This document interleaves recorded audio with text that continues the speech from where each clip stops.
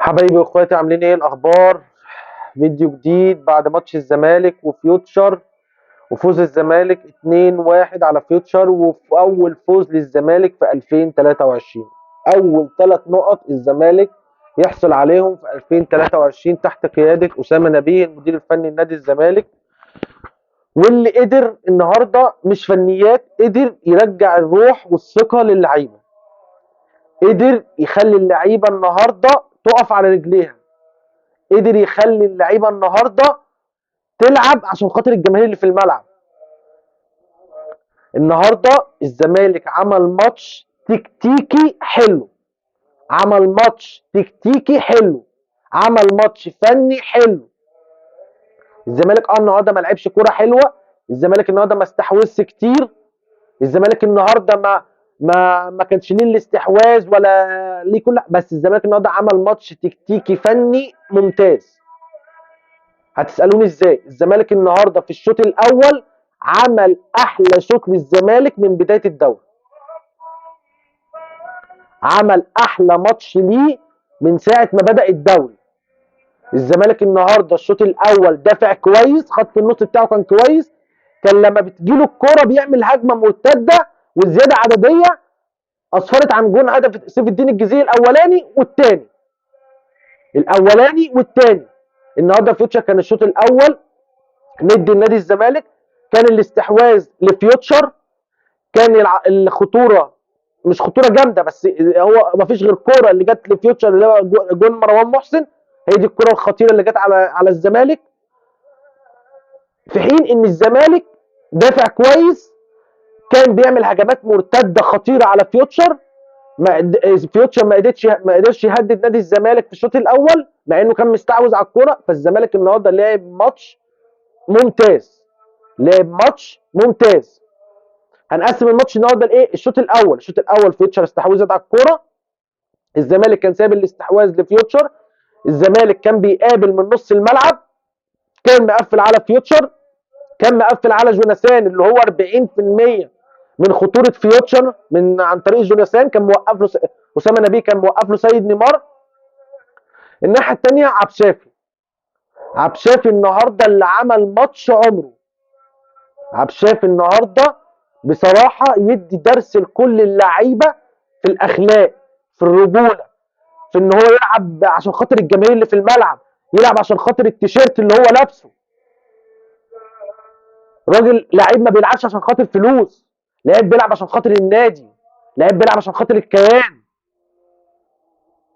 هو ده عبد الشافي، هو ده عبد الشافي اللي لازم اللعيبه تتعلم منه. راجل بره الملعب، راجل ما بيلعبش برضه مساند للفريق. بصراحه لو احنا عندنا في مصر لعيبه زي عبد الشافي بصراحه هنبقى في حته ثانيه.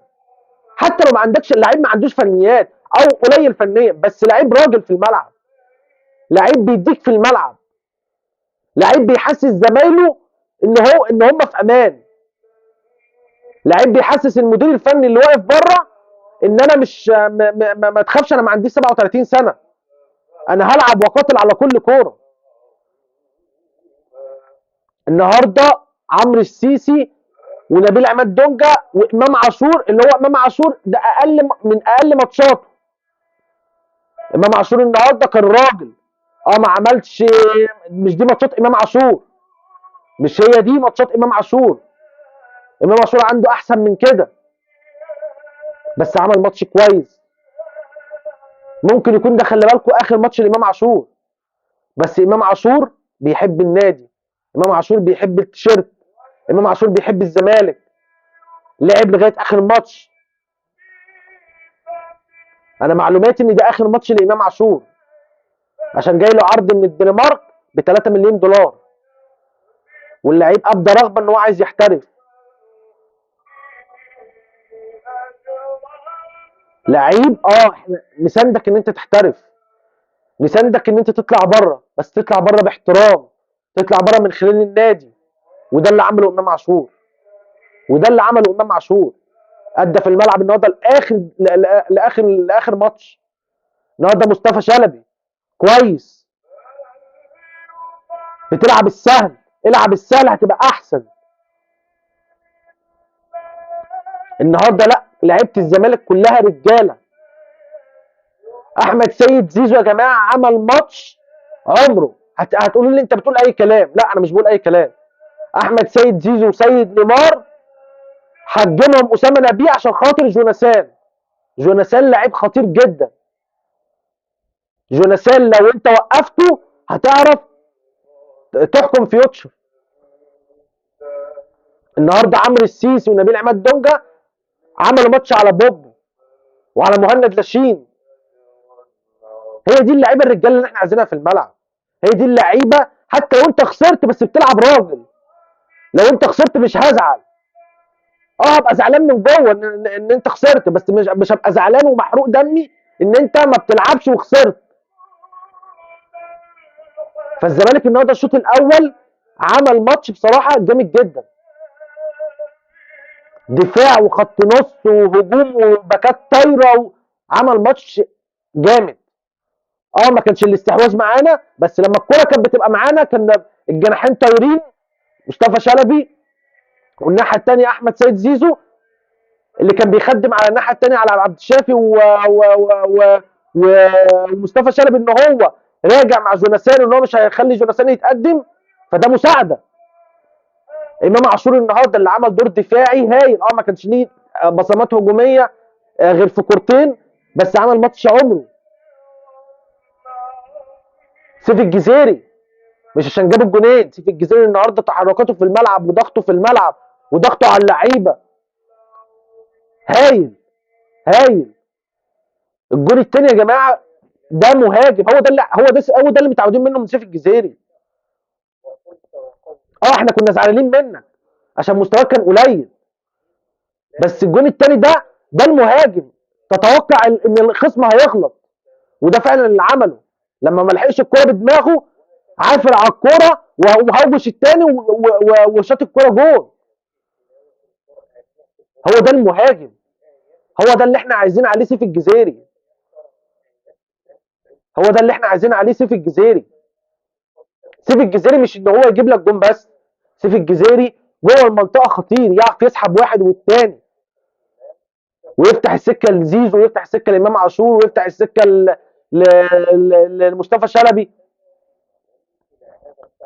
ده الشوط الاول. الشوط الثاني الزمالك تراجع، والزمالك من بدايه الشوط هو مش مستحوذ، واستحواذ 57% لفيوتشر. بس الزمالك كان عايز يطلع بنتيجه الماتش كده، الزمالك ما كانش عايز يجيب جون تاني. وانا عاذر اللعيبه وعاذر الجهاز الفني، انا عاذر اللعيبه وعاذر الجهاز الفني.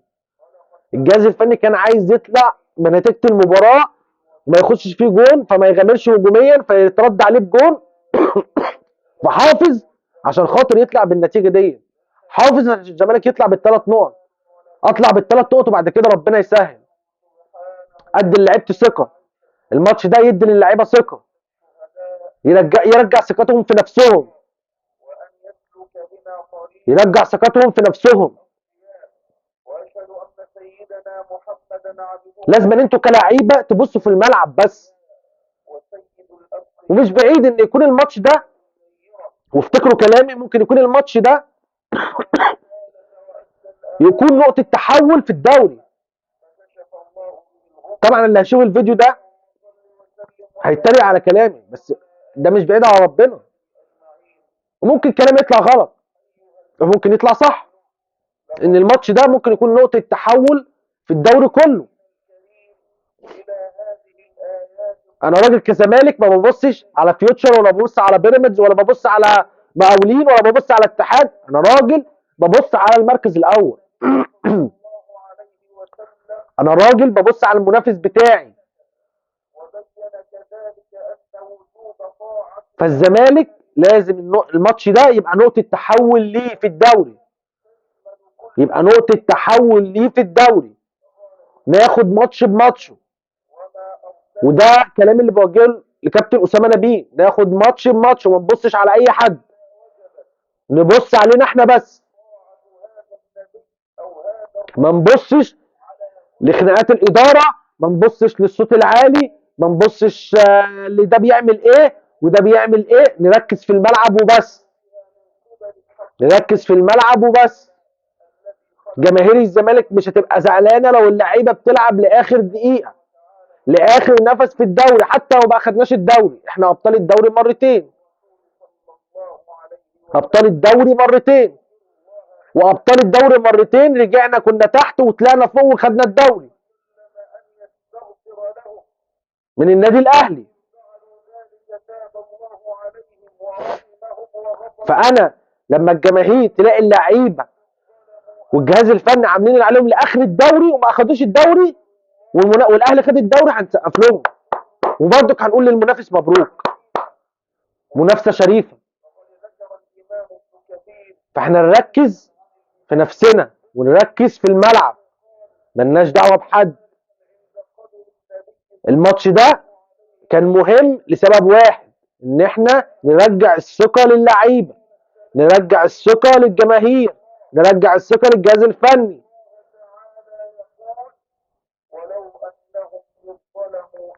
مش هقول لكم نرجع الثقه للاداره، انا الاداره تدعمني، الاداره توفر لي صفقات، الاداره توفر لي فلوس عشان خاطر الاستقرار.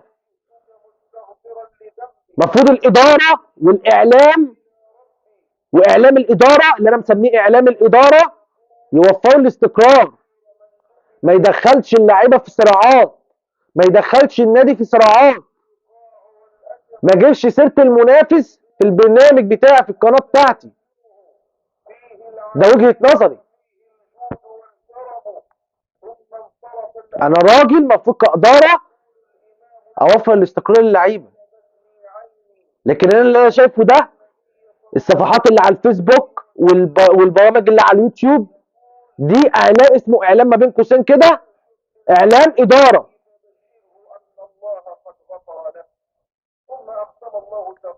مع احترامي مع احترامي مع احترامي للزملكاويه اللي بيتكلموا في صالح الزمالك وبيتكلموا عشان الزمالك، بس يكونوا بيتكلموا من هنا، يكونوا بيتكلموا من هنا، مش ان انا بتكلم عشان خاطر الاداره او عشان خاطر انفخ في الاداره او عشان خاطر ان انا اقول الاداره هوبا عملت اللي ما يتعملش. لا، انا راجل بتكلم بموضوعيه، بتكلم عن فريقي، بتكلم فريقي كان وحش في ايه، فريقي كان كويس في ايه، ادعم فريقي،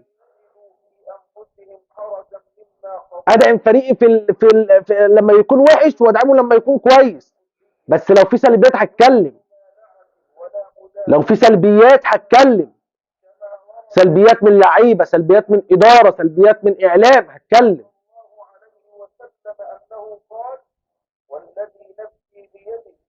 فدي نقطه تحول للزمالك، نقطه تحول للزمالك.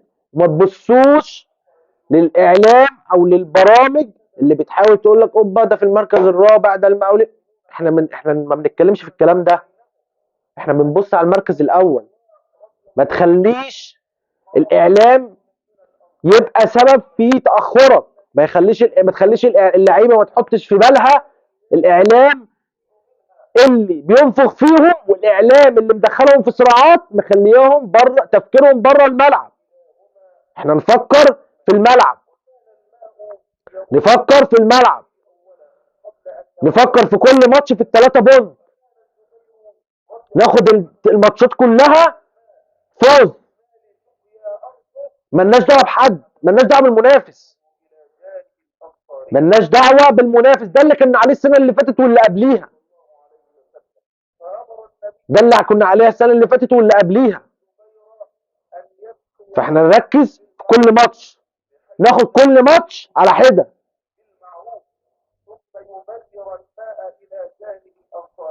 فالنهارده عايزين نشوف ان دي تكون بدايه روح في الماتشات اللي جايه، نشوف دي بدايه روح للماتشات اللي جايه. وانا اللعيبه اللي بتلعب كويس واللعيبه اللي بتأدي بطلع اقول بتأدي وبتلعب، بطلع اقول بتأدي وبتلعب. وعاذر اسامه نبيه بقولها للمره الاخيره، الزمالك النهارده ما عملش الماتش الروعه، بس عمل ماتش تكتيكي وفني على اعلى مستوى.